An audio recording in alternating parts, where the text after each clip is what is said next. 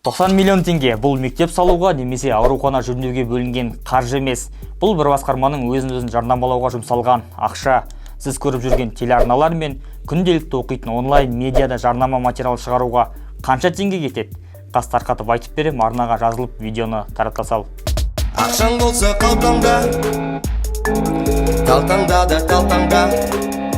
20 тамызда Алматыны дамыту орталығы тиімді шешімдер орталығы жауапкершілігі шектеулі серіктестігімен келісімшарт жасасқан.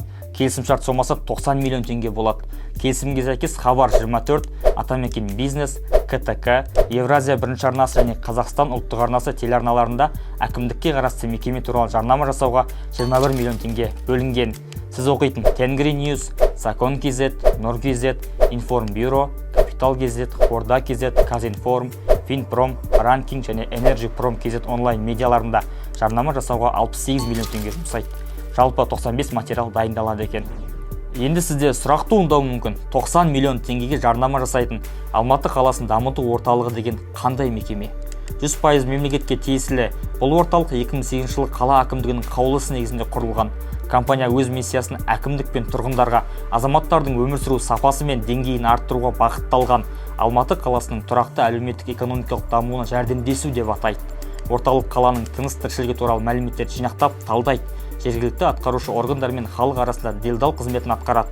Сонымен қатар әртүрлі бизнес жоспарлар мен даму стратегиялық экономикалық сараптама жүргізеді. Тендерге оралайықшы. Тендерде ашық түрде жарнама жасау керек айтылса да, сипаттамада PR, жарнама белгілерін пайдалануға болмайтын жазылған. Қызық, дәл осы қызметтерге 2023 жылы 91 материал жариялауға 78 миллион теңге жұмсалған еді. Баққа өзін көрсету үшін мемлекеттік сатып алым ең ақылға қонымсыз шешімдердің бірі екенін біз бірнеше рет жаздық.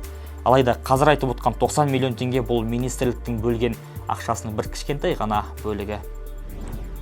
Енді миллионнан миллиардқа өтейік. 2024 жылы Мәдениет және ақпарат министрлігі жарнама үшін 62 миллиард 800 миллион теңге бөлді. Оның басым бөлігі атап айтқанда 60 миллиард 500 миллион теңгесі баққа жарнама жасауға бөлінген. Бұл ақшаға Қазақстанның түкпір-түкпіріндегі газет, интернет ресурстар және теледидарлық бақта мақалалар мен материалдар жариялау қажет. Барлығы 255 мың баспа өнімі, интернет ресурста 351 мың мәтін және телеарналарда 240 мың сюжет жарияланады. Қазір сілтеме қалдырамын, материалмен толық танысып шық. Шынайы және тексерілген деректі бізден оқы.